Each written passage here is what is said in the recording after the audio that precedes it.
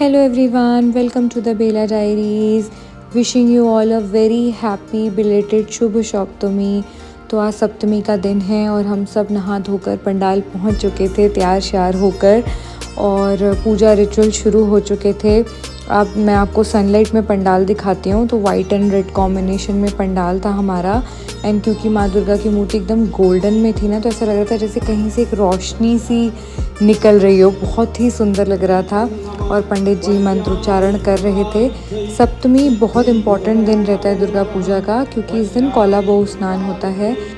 मैं इसको आपको प्रॉपरली एक्सप्लेन करूँगी जितना मुझे पता है, पर फिलहाल आप पहले ये वीडियो देखिए। Now Kaula Bahu Snan is happening here. It's now morning 8:15 here. So Kaula Bahu Snan is happening here, and I'm trying to capture that, that rituals rather. Let's see. So it's mostly, it is happening in the hand of all ladies, or of course, Pandit ji will be there. So I'm trying to capture the ambience here. As much as possible. So this is happening just outside our puja pandal. They have dig out artificial pond kind of thing, and inside that pond, Kaula Bahu is taking bath. It is a part of our ritual, and this is the first thing happens before the puja starts. And later on, I will explain why that Kaula Bahu Snan happens at the beginning. So that part, that's a separate story I will cover later on. But now I'm trying to capture a glimpse of that, ritual. Kaula Bahu Snan is the name of that ritual. तो एक ना केले का बड़ा young सा पेड़ लेके आते हैं और उसको पूरा पूजा की जाती है उनकी। अब इसको मानने के पीछे बहुत सारे रीजंस हैं। तो जो सबसे वेल नोन बिलीव है वो यही है कि कौला बहू एक्चुअली गणेश जी की पत्नी है और वो अपने हस्बैंड के ननिहाल आई हैं। तो जैसे पहले नई बहुएं घर आती थी तो पहले वो स्नान करती थी नदी में, फिर तैयार होके श्रृंगार करके उनको घर में लाया जाता था। उसके पहले घर के बड़े उनका भव्य स्वागत करते थे, ढोल नगाड़े बजते थे। तो ये वही रिचुअल हो रहा है, स्नान की तैयारी हो रही है।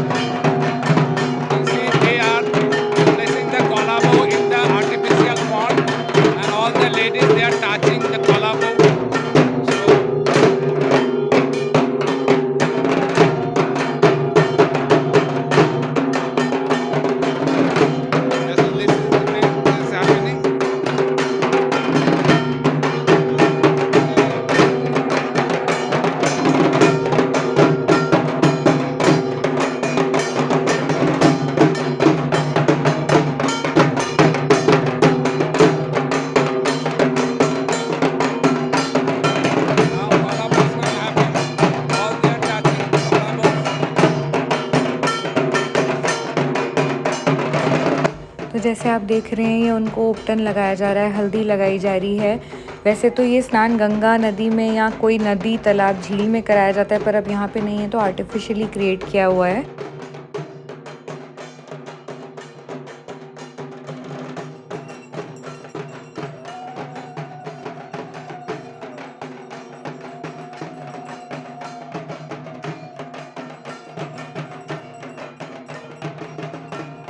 तो ये रस्में आप एक तरह से समझ लीजिए जैसे नई दुल्हन की जो हल्दी होती है, ये बिल्कुल वैसे ही सारी रस्में की जाती हैं।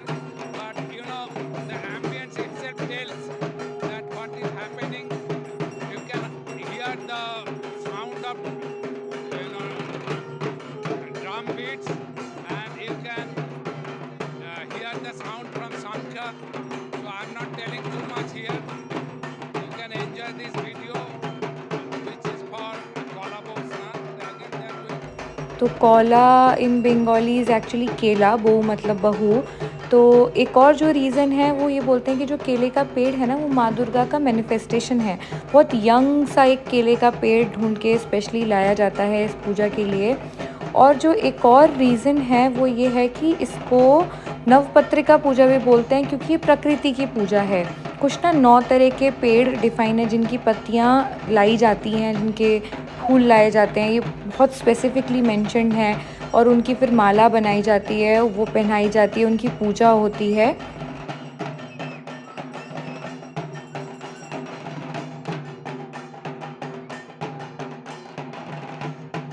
अब एक्चुअली में कोलाबो स्नान शुरू हो चुका है।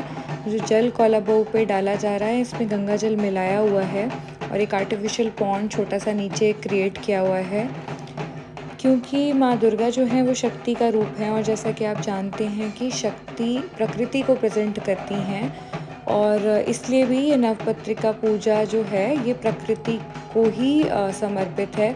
मुझे अभी इस बारे में इतना ही पता है, और मुझे अगर नेक्स्ट दुर्गा पूजा तक और नॉलेज गेन होगी तो फॉर श्योर मैं शेयर करूँगी। It seems to me that Kolabo takes the bath 3 times. Of course, with the help of the Panditji or priest, but it is happening 3 times. So 3 times they are pouring water into the banana leaves. That is called a banana tree. You can say that is called Kolabo. So they are giving bath to Kolabo for 3 times. This is third time, I believe.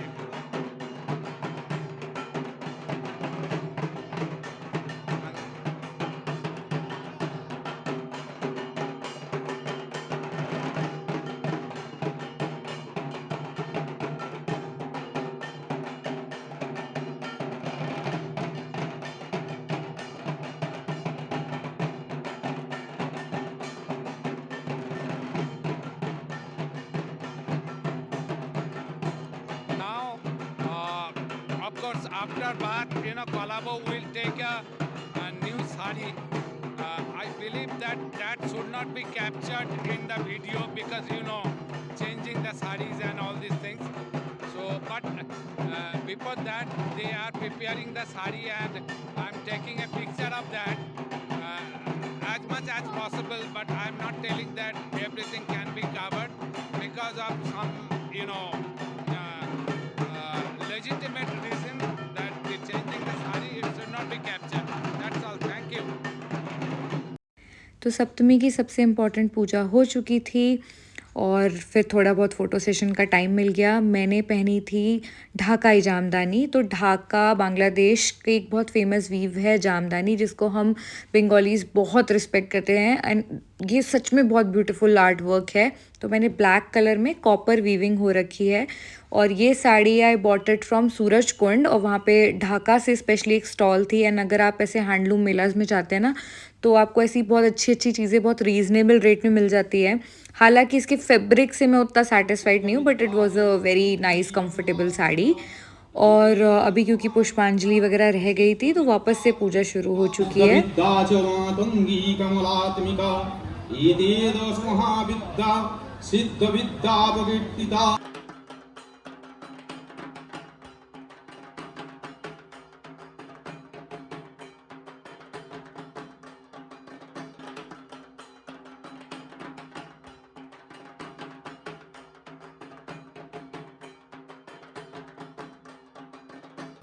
আপনি নিচে চলে যান, আপনি পেয়ে যাবেন, নিচে চলে যান।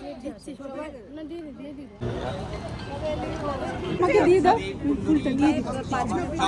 ফুল এদিকে, ফুল পেয়েছেন সবাই, দেন এদিকে দিয়ে দিন সবাই পেয়েছে ফুল। এই যে बस इसके बाद मैंने वीडियो नहीं बनाई क्योंकि मैं एकदम फोकस के साथ पुष्पांजलि देना चाहती थी। ये मेरी इस दुर्गा पूजा की पहली पुष्पांजलि थी और आफ्टर पुष्पांजलि फिर प्रसाद डिस्ट्रीब्यूशन हो गया। प्रसाद में फल थे, सौंदेश था, और क्योंकि ना सुबह से मैं जनरली फास्ट तो नहीं करती हूँ ऑफ कोर्स, बट मैं ये कोशिश करती हूँ कि सुबह से कुछ ना खाऊं। पहली पुष्पांजलि देने के बाद जो पहला मेरा मील है वो फल ही होता है। और आफ्टर पुष्पांजलि अब टाइम था माँ को भोग ऑफर करने का। तो जैसा कि आप देख रहे हैं ये सभी लेडीज़ भोग लेके आ रही हैं।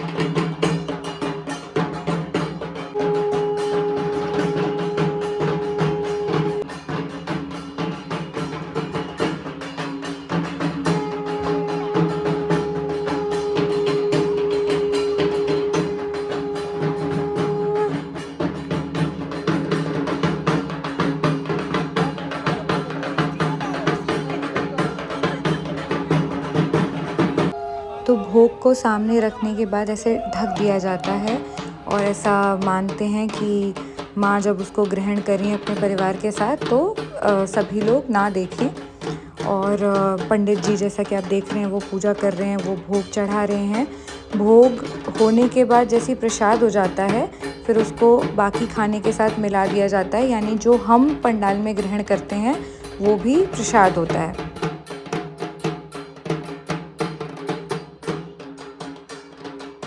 तो दुर्गा पूजा में आप मान लीजिए हर दिन 8 पहर में से 5 पहर की तो पूजा होती ही होती है, और वो भी मतलब पूरा 1-1 घंटा 2-2 घंटा, डिपेंड्स ऑन मुहूर्त एंड रिचुअल्स। और उस पूजा से जो भोग का प्रसाद हमें मिलता है, आप समझिए वो कितना पावरफुल और कितनी पॉजिटिविटी देता होगा।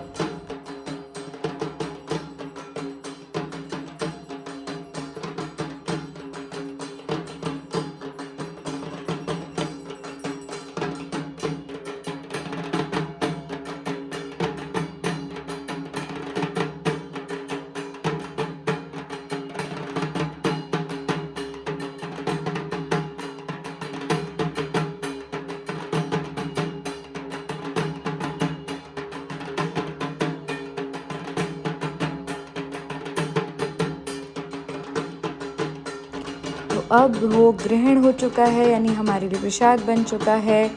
और इसके बाद जो था नेक्स्ट, अब ये जब तक खाने में मिक्स करा जाएगा और लंच सर्व होगा या भोग सर्व होगा, तब तक एक और इम्पॉर्टेंट एक्टिविटी थी। तो बेसिकली जिस पूजा कम्युनिटी का हम पार्ट हैं SPDC, उन्होंने एक ऑर्फनेज और एक ओल्ड एज होम को अडॉप्ट किया हुआ है। तो पूजा में एक दिन उनको इनवाइट करके उनको प्रॉपरली उनके साथ हम मस्ती करते हैं, डांस करते हैं, उनको बहुत सारा प्यार देते हैं और बहुत सारी डोनेशंस ऑफ कोर्स जाती हैं ताकि उनको हेल्प हो, एक अच्छा लिविंग स्टैंडर्ड मिले, एक अपनापन मिले। और त्यौहार तो सभी के लिए है और उनको ऐसा ना फील हो कि वो अकेले हैं या उनका अपना कोई नहीं है। तो ये हर साल आते हैं वहाँ से सभी बुज़ुर्ग और बहुत प्यारे बच्चे। और मुझे बहुत प्राउड फील होता है कि मैं एक ऐसी कम्युनिटी का हिस्सा हूँ जहाँ पे ये मेक श्योर किया जाता है कि बाकी सभी चीज़ों के साथ जो दान पुण्य है वो किया जाए, क्योंकि ऑफ कोर्स एक सोसाइटी को अगर रन होना है अच्छे से तो सभी लोग को साथ मिलकर चलना पड़ेगा। और उसके बाद टाइम था भोग का, और आज का भोग इतना स्वादिष्ट था ना, खिचड़ी, आलू दम और एक मिक्स वेज रहता है जिसको हम लाबड़ा बोलते हैं बंगाली में, और बहुत ही टेस्टी होता है। और टमाटर और आम पापड़ की चटनी, और ये जो आप पकौड़े देख रहे हैं बेगुनी बोलते हैं हम इसको, बेसिकली बैंगन को फ्राई कर देते हैं बेसन के साथ। ओके, मीठे में सौंदेश और रसमलाई थी। ये ऐसा खाना है जिसमें प्याज लहसुन भी नहीं है, और जो स्वाद है ना कि मैं बता नहीं सकती। मुझे अभी व्लॉग बनाते हुए मुंह में पानी आ रहा है, और ये घर पे बनाओ ना तो ऐसा टेस्ट कभी नहीं आता। एनीवेज, आफ्टर भोग हम घर गए, थोड़ा रिलैक्स किया, then again back to pandal. So this is now evening of Saptami. और मैं ऐसे क्यों तैयार हुई हूँ, क्योंकि मेरी डांस परफॉर्मेंस है और मैं लाइफ में पहली बार रविन्द्रनाथ टैगोर की एक बहुत फेमस पोएम पे डांस करने वाली हूँ। मैंने आज के पहले कभी नहीं किया। तो ये महाराष्ट्रियन स्टाइल हमने साड़ी ड्रेप की थी। बेसिकली बहुत सारे जितने जो रविंद्र संगीत पे डांस है उसमें ऐसे साड़ी ड्रेप की जाती है, क्योंकि जो रविंद्र संगीत है वो बेसिकली भरतनाट्यम से इन्फ्लुएंस्ड है, और उसमें भरतनाट्यम के साथ साथ ओडिसी और मणिपुरी का भी मिक्सचर है। तो अपने आप में रविंद्र संगीत बहुत ब्यूटीफुल, एकदम फ्लोई सा डांस मूव है, and you can consider it semi classical. I will post my dance video after this, so please also do watch that video. Thank you so much for watching. Thank you.